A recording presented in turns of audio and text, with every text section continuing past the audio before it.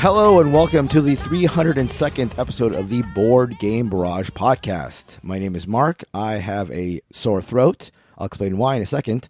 But before I do that, I'd like to welcome my fellow tanks. Neil in the orange tank. Hello. My throat is great. Yes. Whenever I have a sore throat, I explain immediately what it is so that people don't start making assumptions. Yeah. That's true. So, yeah, people who are watching on News Channel 8 will know that I'm wearing a Liverpool jersey. And we had a recording scheduled for noon today, and I had not remembered that Liverpool had a game this morning that was a cup final. It was like a big match, and they won at the last minute, and so I was screaming before coming to do the recording. So that explains that. But it doesn't explain what we're doing on the show, which is we're going to be doing another designer spotlight. This time on the one and only, Neelan, help me out here. Oh, gosh, you're leaving on this to me. I am led to believe that is pronounced Vlaada Chvátil. Perhaps. And all the research I did not nail that down. And rest assured that for the rest of the show, when I say his name, because I was tempted to just cut in Neelan's Vlaada pronunciation every time I said it, but no, I'm not going to do that. Instead, I'm just going to be butchering his name. Apologies. So yes, we're going to be doing another designer spotlight, a deep dive on the games and the history of Vlaada Chvátil. But before we do that, we're going to be talking about the games we played, and we've got a bunch of hot ones here. This is spicy. No more old, dusty Euros for me here. We got the Wyrmspan coming up first from Neelan. I'll follow that up with Ring Circus, and then Kellen will be talking about La Familia, or La Famiglia, if you are not Italian, which I'm not, so I'll use that. But, Neelan, tell us about Wyrmspan. This is the Wingspan version, but with worms, right? Yeah, exactly. So we're purely in 3 different types of soil as habitats. Now, this is the dragon-themed Wingspan edition. It does have rules changes, which we'll get to in a little bit. Released by Stonemaier Games and designed this time by Connie Vogelman, but with development by Wingspan's original creator, Elizabeth Hargrave. I don't know it's necessarily going to be served by sort of explaining this purely in terms of the differences to Wingspan, so let me just give you a brief overview of what we're doing here. You are effectively corralling dragons. I don't think it's ever quite clear. Yeah, capturing. Why not? I'd probably actually, because it's close to what it is. You have 3 caverns, which represent like 3 rows on your player boards. You have to dig out caves for them in order to get dragons to place into them in these rows. On your turn, you're going to be collecting food, you're going to be acquiring caves, you're going to be acquiring dragons, and then occasionally exploring these caverns. So when you explore a cavern, you are going to activate the ability of every dragon in that cavern from left to right. We're going to do this for 4 rounds, accumulating points, accumulating eggs, which are also points, accumulating more dragons, and we keep going, making our caverns better and better, building up their engines of our boards, and whoever has the most points at the end of the game wins. A lot of that is going to sound very familiar to Wingspan, so let's talk about where the differences chiefly are. So I kind of mentioned this already. You have these caves that you have to dig out. So in Wingspan, you kind of just collect the birds, you put them straight onto your board. In Wyrmspan, you kind of have to also take an action to excavate caves, and that gives you 2 subtle changes. One, it kind of slows your action economy a little bit, and secondly, it gives you a little bonus, which somewhat makes up for that every time you play in one of these caves, which adds a little bit to the random fuddle of the game a little bit, where each cave that you acquire has a different ability associated with it, whether it's collecting food, sometimes getting an action back, stuff like that. The other big change is that actions in this game are not just represented strictly by a countdown of actions per round. In Wingspan, in fact, your actions get less and less strictly over time. In Wyrmspan, you have the same number of actions every round, and they're represented by physical coins. And there are multiple mechanics in the game that either spend more than 1 action or will gain you actions back. So that the action count per player per round is fluctuating depending on the cards you're playing and the abilities you're using, which is interesting. It does lead to a slightly longer game. The other big change is that you can only explore each of your caverns up to 3 times. I forget if this is a thing in Wingspan, but it gets more expensive to do that. So when you're actually running your engine, as it were, you have a limited number of times. It gets harder and harder to do. In general, I would say mechanically, this feels like a slightly tougher game than Wingspan. It's been a while since I played it, but my sense is that the Resources are slightly fewer. It's harder to get food, even though they've done away entirely with that whole dice tower food collection system. You're just collecting food from the supply. It does feel like the dragons are slightly more expensive or use less food. Food is harder to come by, and because it takes an extra action to get a dragon to your cave, it's kind of a slower burn to get to the point that your engine is sort of firing all cylinders. There's one more mechanic in this that's worth talking about, which is this guild board. This is a variable bonus wheel that kind of changes every game. I think there are 4 included in the base box. And anytime you explore your cave, you move around this wheel collecting a bonus as you go. And you're incentivized to do this faster than other players because every time you get to the halfway mark and then back up to the top, you get your first choice of a number of bonuses on the center board, which could be more actions, that could be victory points at the end of the game, that sort of thing. So there's a little bit of a race component to this guild wheel, which I thought was very cool. Other than that, though, it is still largely Wyrmspan. It certainly does feel like Wyrmspan for gamers is maybe a little bit pejorative, and I don't mean it that way, but it does feel like if you are more familiar with heavier board games, you would probably get more out of Wyrmspan than Wyrmspan. There are more mechanics. It feels slightly tougher, more interesting systems, a little bit more to play with the economy of actions and resources. And it still has the same lovely presentation. I personally think Wyrmspan is slightly more appealing to me just because of its sort of textbook aesthetic. This sort of has a more, fairy tale dragon aesthetic to it. But certainly not a bad looking game at all. And it's absolutely still lovely in the way that all Stonemaier games are. Is Mushu from Mulan in it? No, unfortunately not. These are all invented dragons. These are licensed from Disney. And the thing that's actually kind of wild about that is, there are still 180 cards in this game, each one a uniquely named and illustrated dragon, which I didn't know that there were that many dragons in the world. So here we are. It's quite... I didn't. I really didn't. Speaking of art, are the different dragons, do they seem to be different? Or do they all look like generally the same kind of dragons? Are there some dragons that look quite a bit different than others? Is there a visual appeal there? Totally, absolutely. Okay. This is such a weirdly specific touch point, but How to Train Your Dragon, the way that they created a bunch of very, very different looking, some are big and stout, some are long and thin, some are have wings and spikes and things like that. Yeah, there's a lot of variety to the look of these. I'm sure you could find 2 cards that mostly look the same except for a color swap, but that's true of birds as well. It's not full of that kind of color swap thing. No. Yeah. It certainly doesn't just look like, oh, this is the palette swap version of this dragon. It never gets that cheap, but I'm sure the artist ran into, oh my God, how do we actually make 180 different looking dragons? Well, they could just look into nature, right? Yeah, well, exactly. All they do is just pick up their closest textbook and they'd be there. Yeah. But no, this is still a lovely game. I still would say this is a weird one for me because I don't care that much about Wyrmspan, all told. But this does feel like if you enjoy Wyrmspan, I would be hard-pressed not to say that you should try this. I still think ultimately the game is too long and a little bit too luck-dependent for the sorts of engine builders that I like. But that is Wyrmspan by Connie Vogelman and Stonemaier Games. Neil, let's do a little free association, okay? Yeah. Oh, I love this. Wyrmspan is to birdspan as Azul is to which other Azul? Oh, interesting. It's certainly not as far as Queen's Garden, where it barely feels like Azul anymore. I think... I'm inclined to say Sintra, even though the Sintra is the one I haven't played. It's 80% still Wyrmspan. It doesn't feel even as radical as Summer Pavilion is to Azul. This is actually an interesting exercise. But yeah, I think it's like Actually? Sintra plus maybe. Okay. Yeah, I'd like to try this. I think, you didn't address the sort of cynicism in the room of why do we have this? Can we back up a second? You'd like to try this, Kellen?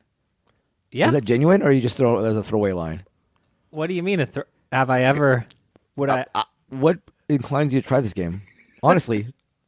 What? Am I putting you on the spot unnecessarily here? Because I hear nothing that makes me want to play this game. I feel attacked. Well, I'm hoping to find, a dragon that looks like Smog, that's clearly not Smog, Yeah. Maybe if Spyro's in there. Find something that you can take legal action over. Yeah, that I can say, how dare they do this? Clearly close, but not rip off. I heard that they just took the models from the original dragons and changed them slightly. It's just such a cynical product. I think that you'd have to address any board game variation to say that.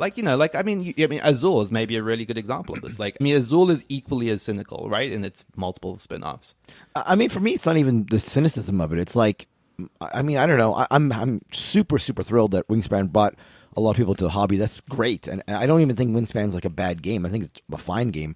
Not one of my favorites, but fine.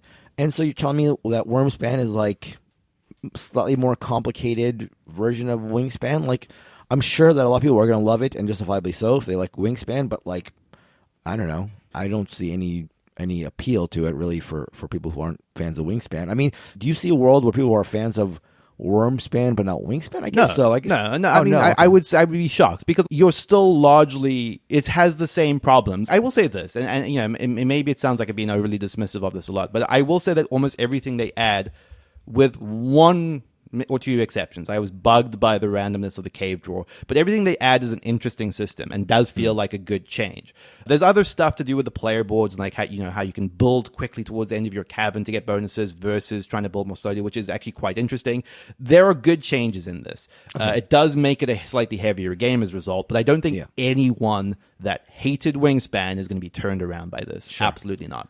So Birdspan, Dragonspan. Where does the Span universe go next? Ooh, Spam Span. Wait, what was that? Spam Span? Spam Span? Now that I live with a Filipino person, I've realized that there's a ton of different kinds of spam out there. There's like a maple spam, there's a regular spam. You're going to get to 180, my dude? Give me time. Hey, if Jamie wants to pay me, I'll come up with an 180. I promise you that.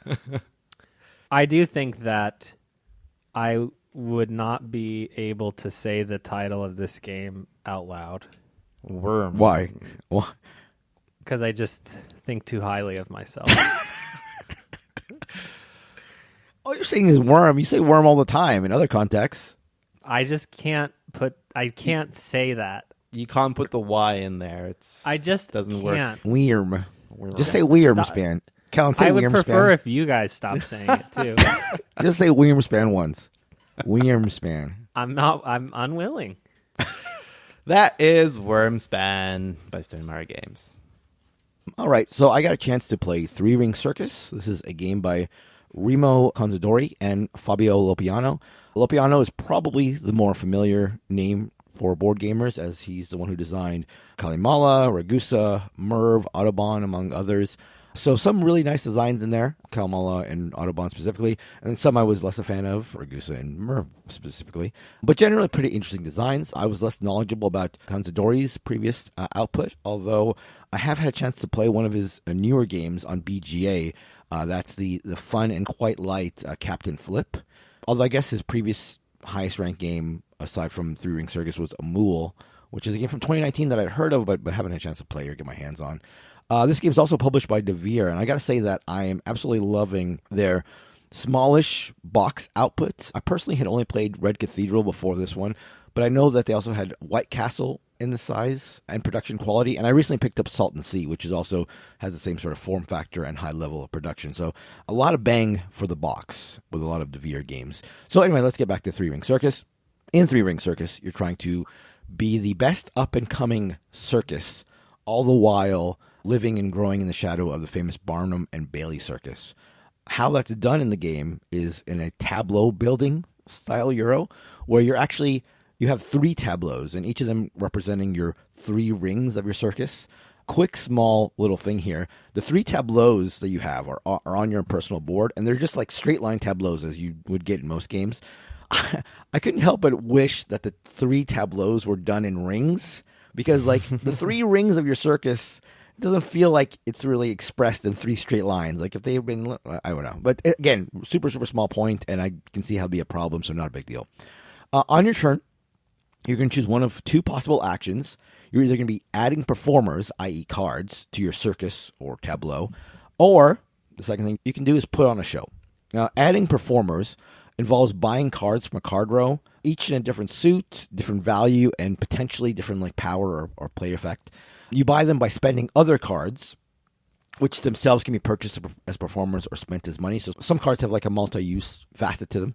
An interesting sort of fun thing here is that the cost of the card when you buy it is simply its value minus the value of the highest card in the ring that you're putting it in. So for example, if the highest card you have in one of your tableaus is an 8 currently, and you want to buy a 10, then you pay the difference, which is 2.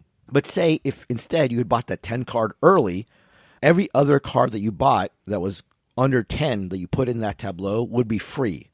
So in the end, it means that you can buy your cards like incrementally, taking small discounts, but that's in the end, you're going to pay the same as someone who just like bought expensive early and then got a bunch of free cards.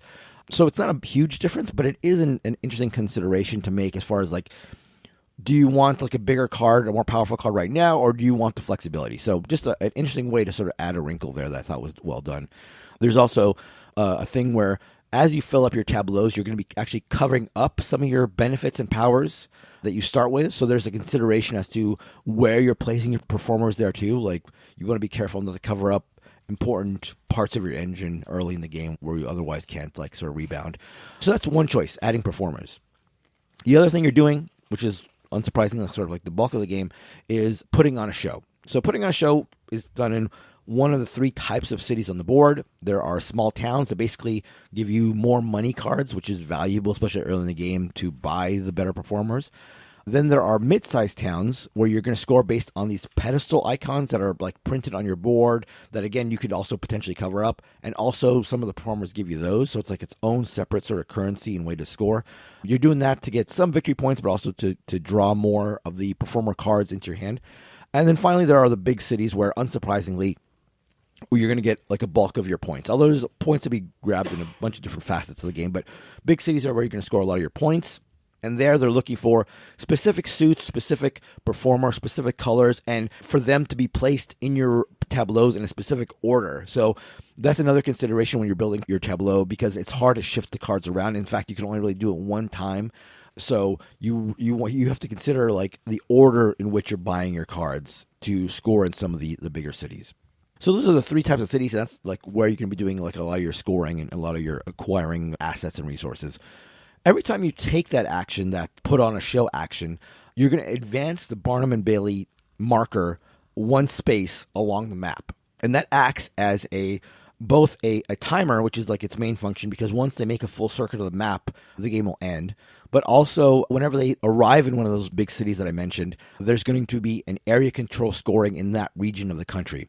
So it's sort of a really well worked in timer system and scoring system. It's really well done. And also there's an aspect where you can influence the speed at which the Barnum tent moves around the board. Like if you're winning, you think you're winning, you can try to rush the game by adding your own tents around the board because the Barnum marker has to skip those. So there's a way to sort of consider rushing the game if that's like becomes a strategy of yours. So there's a lot that I liked in Ring Circus. As I mentioned, I love the footprint of the box.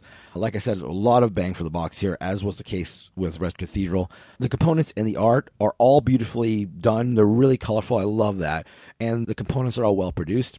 I also generally really enjoy when it serves a game, for there to be like a very few choices as to what types of actions you can do. In this game, it is either add a performer to your tableau or put on a show. You know, there are a lot of considerations that go into making that decision and how you enact those decisions. But it is nice when teaching the game and when taking your turn to know, okay, I don't have to worry about 7 different options. I can either go down this route or go down this route. So that makes the game flow quite nicely. And that, along with the simple rule set, it's not the simplest rule set that I've ever played, but it is stripped down in a way that I think I see in a lot of modern Euros, where they try to get things to their fundamentals in a lot of cases. So overall, a very fun experience. I did enjoy it. I will say that the interaction is sort of low. There is a race element to some of the big cities. Like if you get there first and score, you'll get more points. That was sort of interesting. There's a race element to acquiring performers that you really need. Like you'll see that a big city requires a 12 purple even to score. All the big cities require at least the specific performer. So whenever you see those come up on the tableau, a lot of times there's like a rush to get that. Like, oh, okay, I need this to unlock the scoring in this big city. So that is a nice like competitive aspect to the game. However, overall, the interaction is quite light. So although the game was really fun, I did enjoy it. And it's certainly not pure multiplayer solitaire. it does feel like that thing you get with a lot of modern Euros where like it does feel a little antiseptic. It does feel like a little closed off and Jace, clinical. right?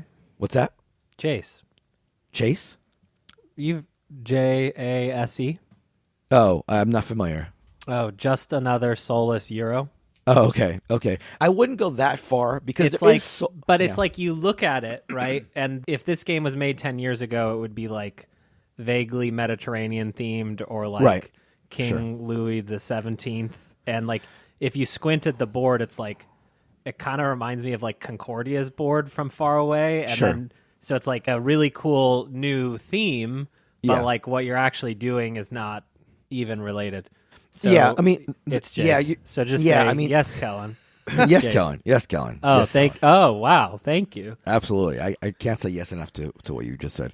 But I will say that I still feel like I would recommend this for people who like Euros. Like if you like that style of Euro, which is like I like that kind of Euro every once in a while, and I like my play of this. But it's sort of hard for me at least to get like enthusiastic about playing it a lot because I sort of feel like I'm a little bit doing my own thing. Again, the race elements, those kind of things do punch it up enough for me. Like it is a nice added part of it, but it's not far enough from, what do you say, JASE? Jace. It's not far enough from a Jace to make it stand out as something like, oh, definitely play this and you'll want to play it more. I feel like I'll play this game again. It kind of gave me Tiltum vibes a little bit, although I think I prefer Tiltum. I'm not sure, but it's that same sort of like well-crafted Euro. I think Tiltum felt a little more interactive, but very well crafted. Very well crafted. Again, a lot of bang for the box, considering the box size and stuff. And I think the price point even is pretty reasonable. So a lot of good things about the Ring Circus. I'd recommend it. I don't think it would knock your socks off, but if you like that kind of Euro, certainly, hard to pass it by. You've definitely said a lot that appeals to me, to be perfectly honest with you. Because, I mean, even like the downsides you're saying are not something that I would consider like major downsides for myself personally. I agree with that, yeah. I was thinking Tilliton throughout your description. And like that is a game, of the recent T games by those designers. That's the one I've enjoyed the most by far. This feels like slightly lighter. Yeah. Much shorter. That it looks like it's an hour long based on BGG. That's a good point. Hour is correct. Like the box is 45 to 75.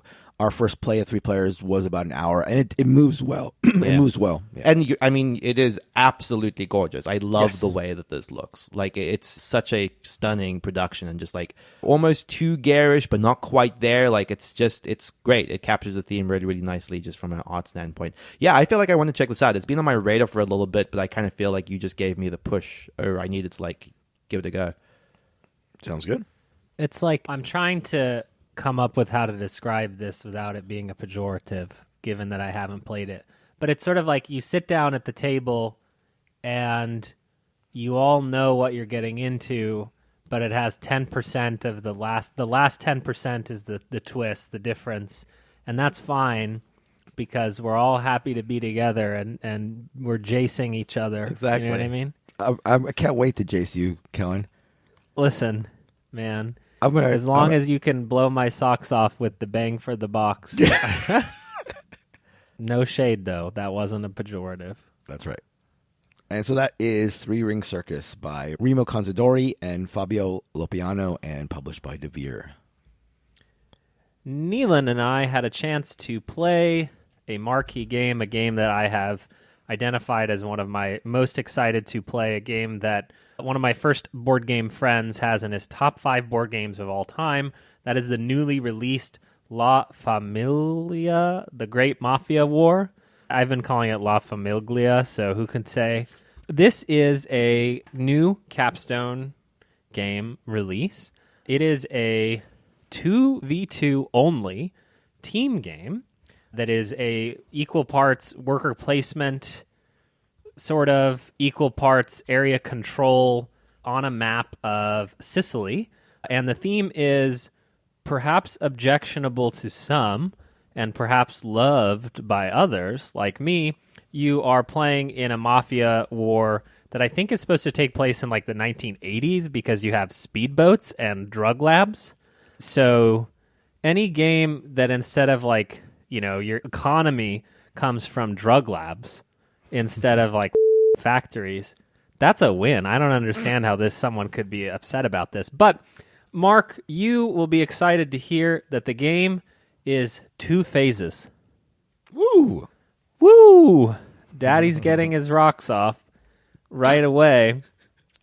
And the first phase, you are... I was just Jacing. Don't never Jace alone. But so in the planning phase, you are putting your discs on different actions. You're upgrading your own little player board through actions. You are moving pieces around on the board, which are your soldados, which are your soldiers.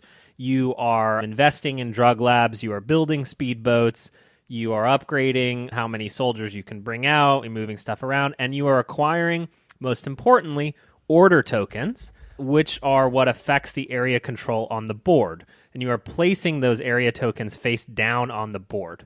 Similar to sort of a battle for Rokugan, where those order tokens are essential to the game. And we're not going to be able to explain everything. It's not possible. Literally, it's not possible. The order tokens are resolved all together at once in sort of order from 1 to 10. So there are order tokens that just reinforce an area or give you more units, and then there are order tokens that are the attacks. And so a 1 attack is usually weaker, but gets to go first, which can interrupt other attacks from even happening. So the numbers really matter. And again, remember, a 2v2 game. So the first phase, the planning phase, you're using your action tokens, you're moving them around. There's subtle nuances to using your own discs or your opponent's discs. Second half of the game is the encounter phase, where all of those encounters are flipped face up. You are determining, you're going around attacking everything, and then you are gaining control of these places, which then is giving you small incentives and powers. The game is pretty crazy. You cannot attack. I think it's important probably to highlight what makes it unique, and the 2v2 is definitely the most unique. You can show your partner everything that you have, right? Your money, your order tokens, what you've put on the board, but you can't like give each other soldiers. You can give each other money, but at a ratio of 2 to 1, meaning if I wanted to give Neelan $1, I would have to discard $1 to the bank. You can also not like travel through each other's areas, and you cannot fight your teammate. But ultimately, what you're trying to do is there are 12 sort of regions of Sicily, and you as an individual are trying to control 5 of them, 5 of 12, or 6 of 12 as a team. So if Neelan and I each had 3, or I had 5, we would win. And each region has 3 areas in it, and in order to control it, you actually only have to be in possession of 2 of those 3, which I think is like quite novel from a game perspective. I think that we're not going to talk about all of it, so I don't know where to go from here. I think another really novel aspect that will be controversial is how the attacks work. There's a lot to attacking. There is sort of an Inish style at the very end of attacks. After all attacks have happened, you do an Inish style. We each lose 1, we each lose 1, we each lose 1 until someone reigns victorious. There is sort of a check at the beginning for who's got a gun and who's got a car, and that is favoring the attacker. The defender can hide in their drug labs. And then after that, believe it or not, you play a game of everybody has 3 cards, and 2 of those 3 cards are bad for you, and 1 is good. And I play a card face down. Neelan plays a card face down of those 3. Remember, 1 is good, 2 are bad for you. And then it's like I get to decide if I want to take Neelan's card for myself, and then Neelan gets to decide if he wants to take my card for himself, and then all the cards are flipped face up, and then you do them. So it's like literally like a mind bluffing game, because the good card is convert a soldado to your side. So you muscle in on him, and you force him, you threaten his mom, and then now he's on your side. And then the other 2 cards are like the minor coward and the major coward, which is just take 1 of your back and take 2 of yours back. So you could play the card you need, right, which is the convert card, and then Neelan has to be like, God, did Kellen play a coward card to try to get me to take it? Or did he play a card that he needs in order to win this? You can, with brute force, say, I don't want to play the card game. So if you have overwhelming numbers, like it doesn't matter. And in fact, like we actually, and again, I think the other thing we got to talk about, this game took 4 hours and 45 minutes, and I only think we played the card game maybe 6 or 7 times. Like, there was a lot more combat that either resolved itself beforehand, or like sneak attacks, or overwhelming force where it was not necessary. So like, this didn't happen that often, but when it did, it was like quite impactful, interesting, and, you know, Neelan, all of that, La Famiglia, the Great Mafia War, 2v2. It took your entire day. We had an hour of rules, then we had 4 hour 45 of play. We had beautiful Indian food. You got because we weren't on a team. What did you think about La Famiglia, the Great Mafia War? Yeah, I'm really torn about this one. I'll start with the combat because that's the last thing you were talking about, which is actually the thing I probably had the most hard time not wrapping my head around, but like grappling with, because ultimately it takes the place of dice a little bit, which is it's the way that Kellen put it was it fuzzes combat, which I think is valuable. It doesn't make it purely deterministic unless you have that overwhelming force, but it did slow the game down in a way that dice wouldn't have. And ultimately, the double bluff thing is a fun thing to go through, but it does ultimately just feel random 99% of the time. Well, not 99%, but most of the time it just kind of feels like arbitrary as to whether you take the card or don't. And then there's just a little bit fuzzing in the numbers and could be a swing either way. And that's fine. A lot of combat works that way. But in a game that is largely quite deterministic in the planning phase, and in a game that takes 4 hours, that fuzzing to the combat feels bad a lot of the time. We had a moment right at the end where we suspected the game could have boiled down to like one card. It didn't end up being that way, but like one card combat. And like that is a hard thing to grapple with when you've been playing a game for 4.5 hours. I do love this style of game, which is to say that, you know, it reminds me, you know, Kelly mentioned Rokugan. I'm reminded of Forbidden Stars. Then there's a little bit of Rumble Nation diplomacy, you know, putting out your best laid plans and then just watching it all like unfold. I think that is a cool thing that I like a lot in this. This did just feel like it was half a twist too far in the heaviness, length, especially length direction, where I started to wonder what the version of this game is that sits somewhere between Rokugan and La Familia. That said, I think 2v2, everyone having unique orders, all of that stuff was really, really cool. There was so much to like in this. It looks lovely as well. I just wish it was like half the length. Yeah, I forgot to mention that each Mafia family is like geared towards certain things and has special orders they can unlock, and so you're looking at what they're capable of doing, and it's not exactly the same as you, which was quite novel as well. So a couple of questions, and what you've just said sort of addresses my first one. So I know this is a 2v2 only. How vital is that 2v2-ness to the game? It sounds like it is. It sounds like the factions are maybe built to be played together sort of thing. Yeah, I think that we did kind of have, I would say, a overwhelming victory over you guys, all things considered. And I would say that one of the main differences was that it seemed like me and my partner were coordinating much more. So you have like a mini map of the board, and we had our heads down a lot of the time, like pointing at stuff, pointing at our orders, smiling at each other, and kind of like doing a little bit of that, whereas they seemed to be talking, obviously, but maybe not to the same extent as us. I think that you could make this game be every man for himself. It would easily, yeah. It would not feel as novel. Yeah. And I think that, like, I would say that was like the major delight of the whole thing for me, was having that partner. And, you know, Neelan has talked about not liking partner games as much. I'm curious, at the beginning, you referenced some of those same feelings of like not wanting to let down your bro. Did you feel like that the same at the end, or did you feel like that sort of subsided as we went on? I think it definitely went away as I was playing, but that, you know, it struck me very early where, like, you know, one of the things that you can do is get yourself into a corner where you have to borrow money from your ally at a bad rate, basically. And I got myself into that hole very quickly, and I was just like, oh, I've just messed this all up. I'm so sorry, Daniel. This is all going downhill because of me. It was definitely like triggering that a little bit, but, you know, I think over the course of the long haul of the game, it went away somewhat. But, you know, I don't mind it that much in that sense. I do agree that the 2v2 is the selling point for this, but it is also an odd one, because I actually do agree that I think you could easily make this game work with variances in terms of just having it be like, you know, a 4-player game without teams. It just wouldn't be as good, but, you know, that is the restriction that the game imposes on itself as well. Yep. I think my, you know, TLDR, this is super beautiful. This is because of the 2v2 nature, unlike anything I have played to date. Like, I could not see myself parting with this. And I could see if this was half as long, I could see it easily fitting into my top 50, easily fitting into my top 20. There wasn't a moment, but when we started derailing and talking about like God and life, that I was not like jacked into the game. And like, I hate long games. Like, I'm the one who's most, time sensitive. And I felt like jacked into what we were doing. Like, I was there and feeling it.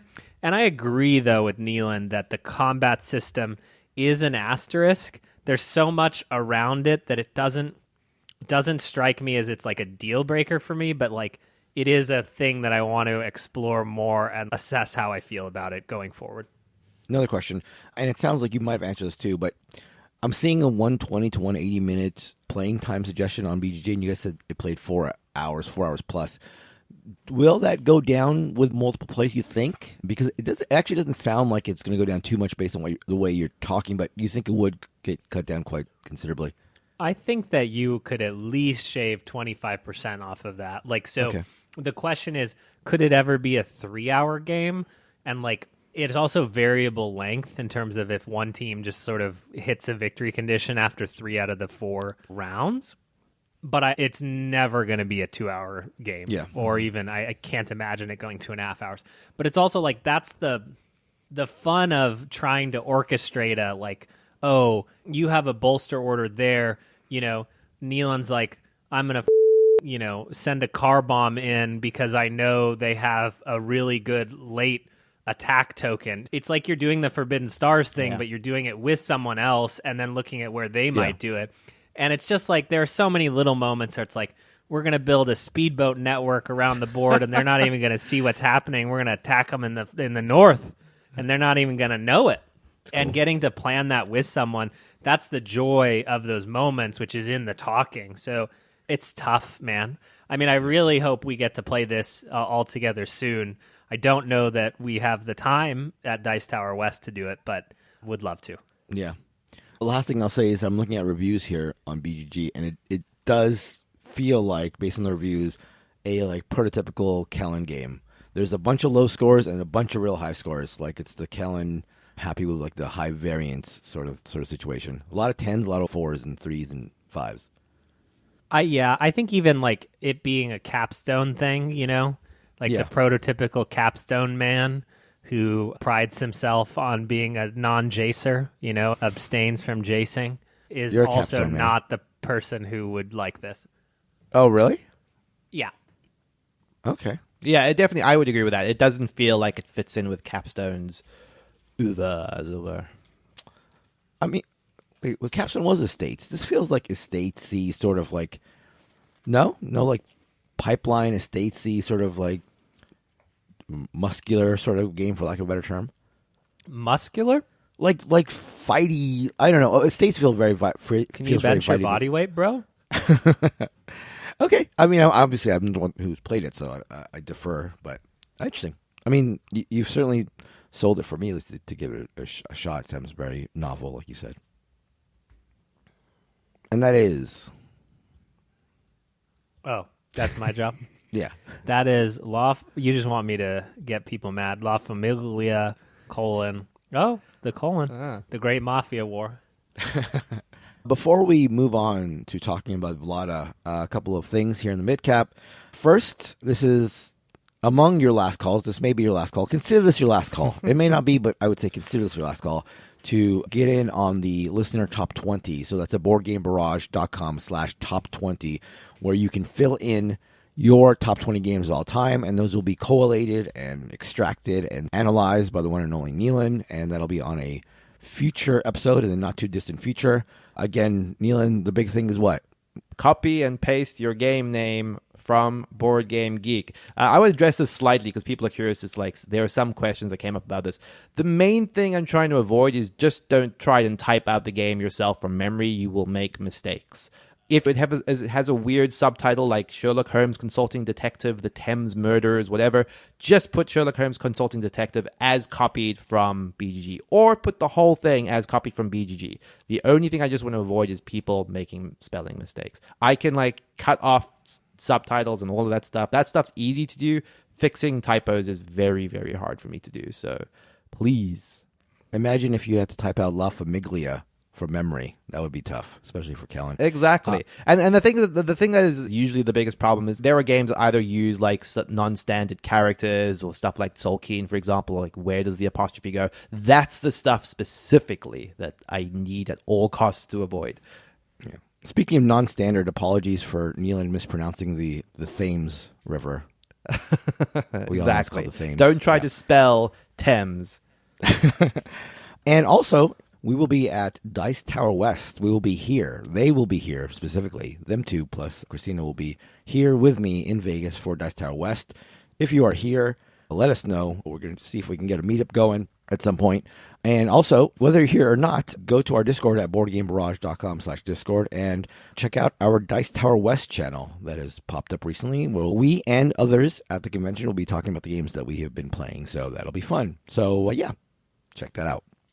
All right. So let's get into the designer spotlight. Wait, how did I come up with dogs here? There was some dog acronym. BGBDOG, designer of games. Oh, yeah. So this is our latest BGBDOG, designer of games. Terrible. So BGBDOG. Kellen has completely endorsed that terminology. I don't understand you. BGBDOG. You got to brand stuff. You got to have cute little terms, inside jokes and stuff like that. So BGBDOG is Vlaada Chvátil. Don't you understand branding, Kellen? Yeah. Yeah, I had some really mean insults, but I kept it to myself. Again, our latest BGBDOG, BGBDOG, is Vlaada Chvátil. So, Vlaada, we'll get into his games, but for those who aren't familiar with the name, he's designer of games like Codenames and Through the Ages and what a game. Mage Knight. A lot of big designs out there. But let's talk about Vlaada as a younger man.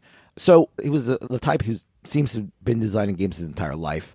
Early on, he was a camp counselor, and he would design games for the kids at camp. It actually was a pretty formative experience because he said, whenever he would design games for the kids, they would be really honest about their feedback, which he appreciated, and they always needed the rules to be clear and the games to be fair, and he said those were lessons that he took with him throughout his career designing games. He'd also design games for his friends. These seemed to be quite complicated, multi-hour games that, again, he would design with no thought to publishing. Becoming a game designer didn't seem to be a goal of his early on. In that sort of formative area of his game designing, he's also a big LARPer, evidently. What? Yeah. I guess at one point they had a 300-person Lord of the Rings themed LARP. So wow. Kellen, I know, is upset that he missed that, but I think it was in the Czech Republic at the time. They asked me to play as what? A titular role. I won't say which one. Okay. I'm not upset. Presumably the Lord of the Rings if it was titular. So which Lord? But which Lord and which ring? Listen, I don't want to spoil it. Anyhow, so that whole LARPing thing was also an indication of another thing he enjoyed a great deal, which was role-playing games. However, where he grew up, the pickings for role-playing game systems were pretty slim. In fact, there was a company that wanted to port over the rights to Dungeons & Dragons, I guess, to make a Czech version of it, but they were denied by whoever had it. TSR, I guess, would be at the time. And this same company designed another role-playing game based on Dungeons & Dragons, sort of not a rip-off, I guess it seems it was different, but it was a game called Dragon's Lair, which was the really only role-playing game in Czech that Vlaada and a lot of his friends played, and I guess it was a big influence on him. And in fact, him and his friends were big fans of this game called Dragon's Lair. So much so that he reached out to the publishers of the role-playing game, and the first game that he tried to design, again with no mind to actually publish it, but was a role-playing game system. And then from that role-playing game system, he showed it to, again, the publishers of this Dragon's Lair game, and he had a combat system in this role-playing game, and they convinced him to publish just the combat system. And that became his first ever board game. And this is a game called, I'm going to butcher it because I don't think there's an English translation, but Arena Morituri salutant, something like that. If you look up Vlaada Chvátil in BGG and look at his first published game, it'll be this arena game. And so it's interesting that his first foray into board games is basically an offshoot of him trying to design a role-playing game. And this will be a theme in all his games where three big pillars of gaming, I would say, this like role-playing side, the board game side, and the video game side all sort of intermingle a lot in his designs and his influences.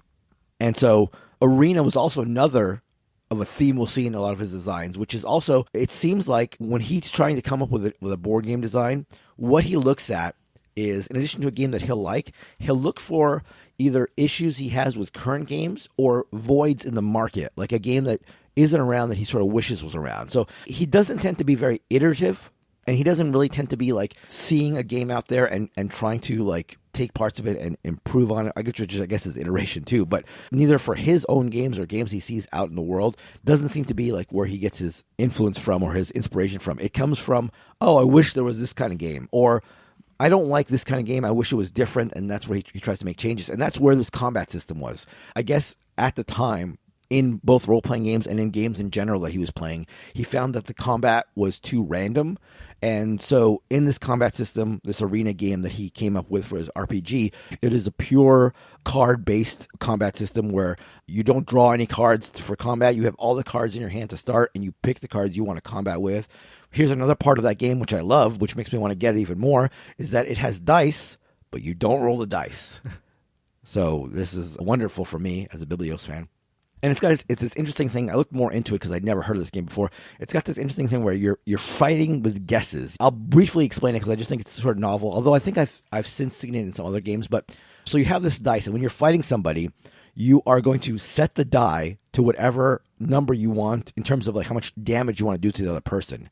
And their defense, they get based on how well they're defended. They get a number of guesses. So, for example, if I have a weapon that attacks from like 1 to 5 strength, I set it to whatever I want to set it to, and then say my defender has a strength of 2 defense or 2 guesses, they get to guess twice what it is I set the die to, and if they guess right, then they take no damage. So there's that thing like, okay, I want to set it to 5 to do the most damage, but they know that I want to set it to 5, so they're going to guess 5. So if they get 2 guesses, maybe I do 5 and 4, but then they're going to probably do 5 and 4, so I'll set it to 3, but they know I'm going to do that, so, and that's the whole thing. So it's a novel sort of take on combat, which I think I've seen things like that, flourishes like that before, but it was interesting. Anyhow, so again, wants to do this role-playing game, has this combat system that this publishing company says, hey, you should just make this into a board game, and it's published. And while it wasn't like a huge success, I guess it was in Czech, in the area where he grew up and played his games, it became like a moderate sort of success. And the fact that his game was even published was like a huge mental breakthrough for him.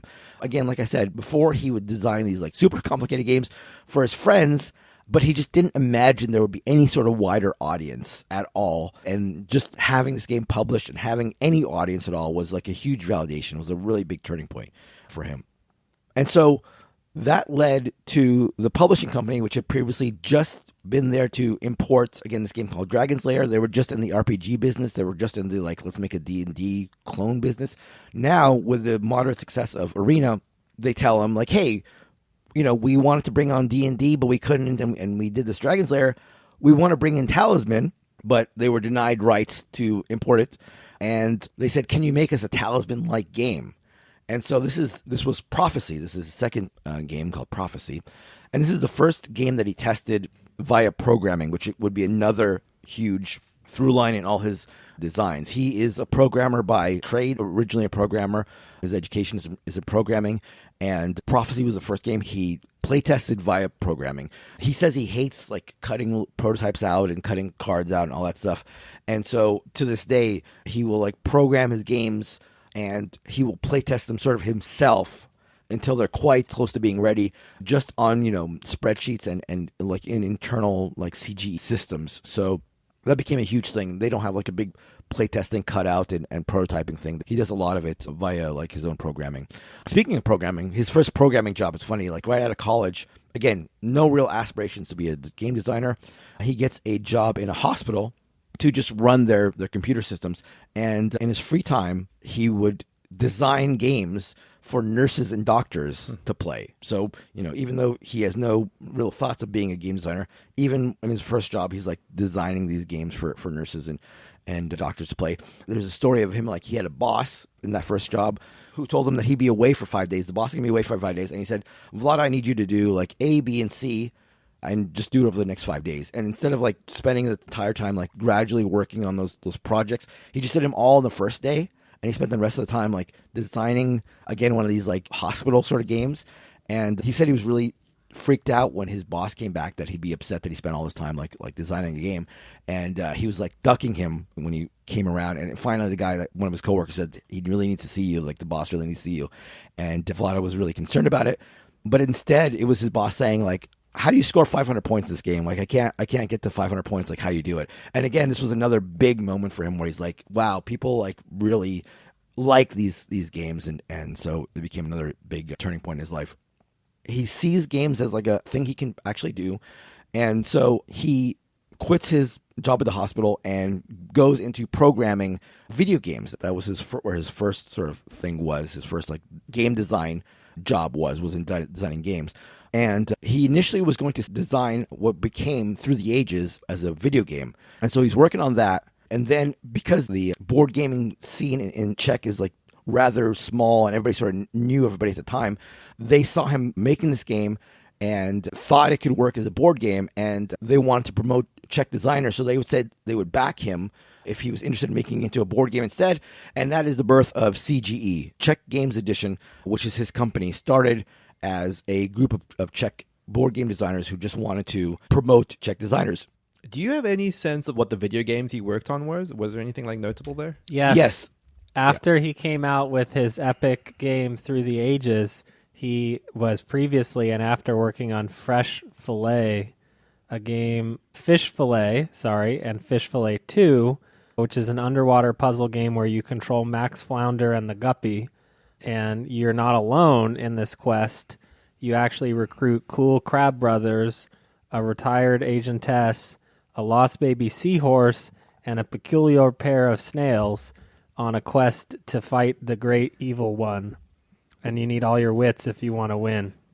Why did this never get more renowned? I think his most popular video game was one I'd never heard of, and I don't know if you guys ever, a game called Original War. So I don't really know. And actually, like when he was working at the video game company, he really enjoyed it. This is one thing he misses in the board game world, is like he liked the team atmosphere of working on a video game with a team, which is something he doesn't do as a board game designer, mainly because he does a lot of like the thinking about his game like in his head. He's not one to have a thought and prototype it right away and iterate on it. He'll come up with things as he's walking around, come up with the game, and then by the time it gets onto a spreadsheet or by the time he starts programming it, it's quite fully fleshed out. And so that lends to more solitary design rather than the team design that he misses from his days as a game developer. But as the video game market became more sophisticated and as his team was more interested in like the physics of the game and like that kind of stuff and less about the mechanics, that was another thing that like led him to leave the video game world and go to board games, because he was more interested in the mechanisms and that sort of thing and the design rather than the physics and the things like that are more visually based and control based and stuff like that. So now we have his first big design, Through the Ages, is done with CGE. Him and a bunch of these people like quit their jobs, they start CGE, and the first game that was published under CGE, under this imprint, was Galaxy Trucker. So when he designed Galaxy Trucker, he thought it was a goofy game, but he designed Galaxy Trucker because he was sick of is probably too strong, but he was trying to find a way to counter turn turtling. He was playing games with people who were taking a long time on their turns, and he was like, well, okay, he has this history of like trying to figure out ways to fix things he doesn't like. He doesn't like turn turtling. What can he do? He makes a real-time sort of game. And he just did it like as a goof, but then his friends really, really like it. When they first started playing it, as soon as they finished, they'd want to play it again. As opposed to actually Through the Ages. He was talking about like Through the Ages, his friends loved it, but they were like, all right, that was great, but we're not doing that for a while. Like, it's too much. But Galaxy Trucker had a different thing where people loved how quick it was and how zany it was. Another hallmark of his games sort of started from Galaxy Trucker. I guess you can see it Through the Ages, but a lot of his games are about building things where the game, and specifically not your opponents, are trying to destroy it. Like Galaxy Trucker, you're trying to build a spaceship out of like tape and leftover pieces, and throughout the game is trying to like break it down. And that's something you'll see in a lot of his games. And again, like specifically not the player-to-player aggression. A thing that he doesn't like as a gamer and therefore doesn't like in game design is the direct conflict where the players make a choice about who they're conflicting with. He doesn't mind a game, and a lot of his games, when he has to employ or when he wants to employ conflict, it'll be like, this card attacks the player with the most of this, or attack the player to your left, or something like that. But he doesn't like giving a player the choice of who they attack. Not a style that he likes to play, and therefore he keeps it out of his designs. And then, so the next big game, and his biggest game in a lot of ways, is Mage Knight. So Mage Knight was the first time where an American publisher came to him asking him to design a game. So previously, he'd been asked to make Prophecy as a Talesman sort of ripoff. The other games he made because he liked them. But Mage Knight was a game where a big publisher came to him and said, like, can you make us a game? And he saw this as like, okay, I'm going to have a lot of resources here. Now I can make like a really, really, really big game. And so they're making it, and I guess the publisher was like very hands off and left it to Vlaada and his team to like almost complete the game.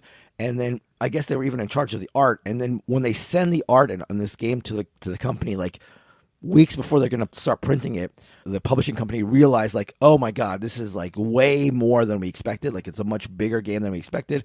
But by that point, it was too late. So they actually they made Mage Knight as Vlaada intended, whereas he suspects that if they had been like more with him step by step, more involved, they would have scaled him way back. So Mage Knight gets published. He freaks out, as he says he always does, like that he's made a game that's overly complicated. He tends to believe a lot of his games are overly complicated when he sends them to the printer and starts like panicking about it.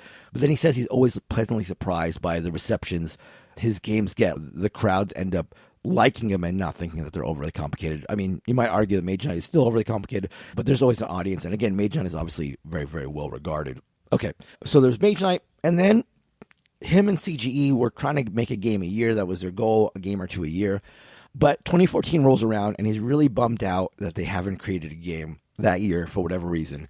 And so he goes to a local convention to try to get inspiration to see what people are designing. While he's at the show, he gets this bolt of inspiration. He gets this idea of a game. He immediately like starts cutting some paper out and gets components from other games, which is unlike him. This is not his usual MO. Again, he usually comes up with a game and like ferments it in his head before doing it. But at this convention, he came up with the idea, and that was the first game of Codenames ever played. So Codenames was just like struck him, and he immediately started doing it. And he says that he feels a little weird about Codenames in general now because of how little time he put into it. He said like the amount of time he put into Codenames, especially early on, was like equal to like how much time he would put into one card in Through the Ages. And yet it's been so much of a financial boon that it's like secured the company. Like CGE is now to a large degree like secured because of the success of Codenames. And he's very open about it, like his sort of like ambivalence as to like how weird that feels to him. So a couple other quick points about games and the ways he's inspired. I mentioned that he's in general isn't inspired directly by games, but one example where this wasn't the case was Space Alert. Space Alert was inspired by his love of Knizia's Lord of the Ring co-op game. He loved like how players had to come together and things seemed doomed, and you had to really work together, pull things through. The thing he didn't like about it is the alpha player side of things. So with Galaxy Trucker, he made a game where there's limited communication. The players have to work together, and that was an effort. And like the panic that you get in Galaxy Trucker was something he tried to instill to keep things away from the alpha player issue. When he saw this alpha player issue in co-op games, another way he tried to get around that was through using a trader mechanic, which was inspired. His whole idea in using a trader mechanic was inspired by the show he was watching at the time, which is Lost. Which I wish I'd watched more of when I was researching this, because he said like in Lost, a lot of the people don't know the histories of the other folks on the island, and they're never sure about what their intentions are. So he's designing this game with a trader mechanic, and then a friend of his calls and says, hey, you know, this trader mechanic game that you're making, you should watch this other show that I think would work better. And the show was Battlestar Galactica. And then he's like, oh, wow, this is actually even better. And a few months later, FFG announces they're going to make Battlestar Galactica a game with a trader mechanism. And he said, actually, the trader mechanism they have is like very similar to the one he was thinking about.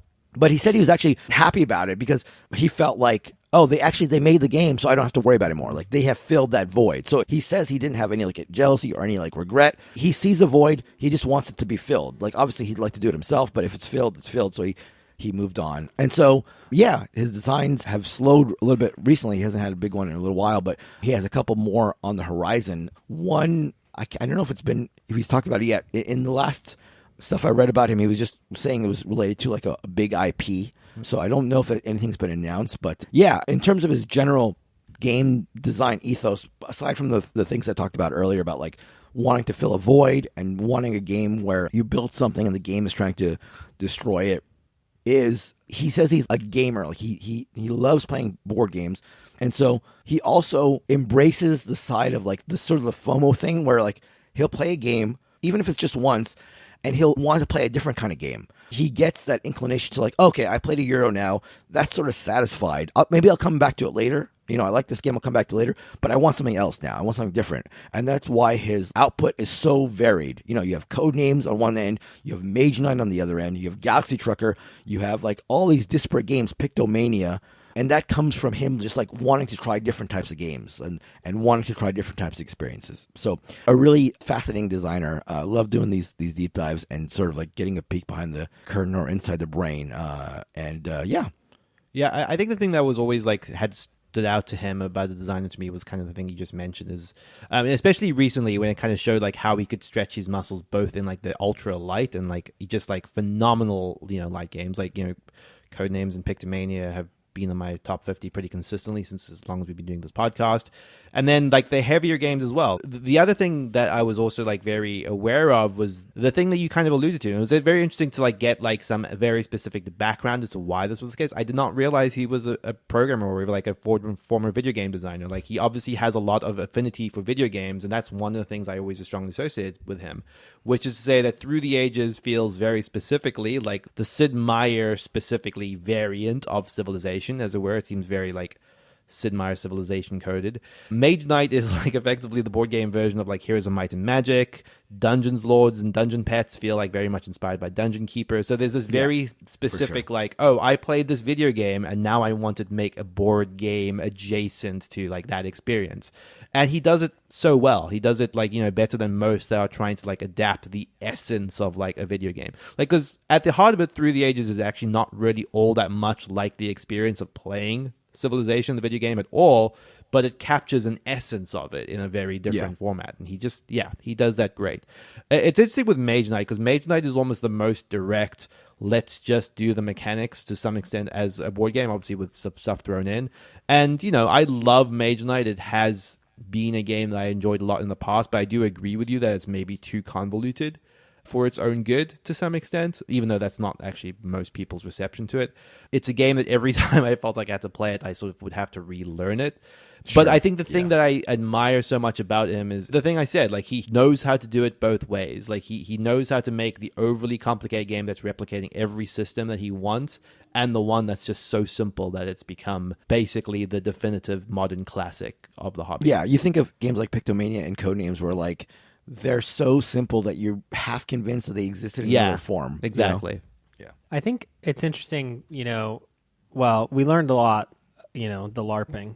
But I think that my highest sort of phrase that I can give to Vlaada is that, like, they're all so disparate from each other that he's more of, like, the auteur type, than sort of an iterative type. Because it's like, these things, like Codenames and Dungeon Lords, could not be so opposed from each other, and so for him to sort of just like play in the space and like kind of here and there and in everything, like they don't always hit for me, but he's got something going on that I think many other designers don't, where they're sort of playing in a specific swim lane. He's sort of wherever he feels like being, which I think is super admirable. One more thing I really want to touch on that I forgot to is I'm always interested in like the whole mechanism versus theme thing. Like, designers who start with mechanisms, designers start with theme. And he says that he has sort of like an interesting hybrid take, which probably shouldn't surprise people given the way he does other things. Is like, he says he starts with the mechanisms or something, again, some void, something he doesn't like about games or is missing games. And he'll start with the mechanism, but then very quickly on add a theme or work in the theme. And he says like a lot of times, like a Euro game or whatever, you could see like, okay, this Euro game, it could be this theme or this theme or this theme. And he said it might even be true of his own games, but he really tries to integrate the theme right from the get-go. And he says he's never had a game where he had one theme early on and then changed the theme. Once he decides on the theme, he tries to marry it into the rest of the mechanisms. So that was an interesting hybrid take on the mechanism versus theme origination thing. All right, so that is going to do it for our BGBDOG deep dive onto Vlaada Chvátil. Let us know what you think, what your favorite Vlaada games are at BoardGameBarrage.com/Discord in the podcast channel where we talk about that week's episode. Also, again, if you're going to be there, go to the Dice Tower channel in our Discord to talk about that.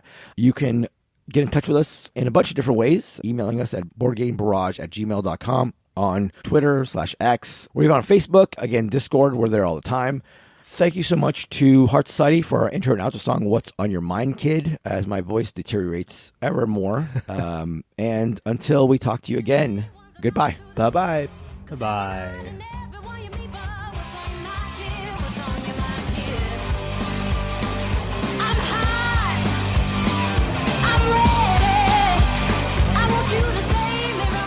Hello, this is Kellen on microphone number 1. Tell me how annoying this is. Pretty annoying. Pretty annoying. Yeah, high up there. It sounds like chips. It does sound like chips. It's not that I don't believe what you're eating. It's that instead of leaning out, I leaned in even further. That's right.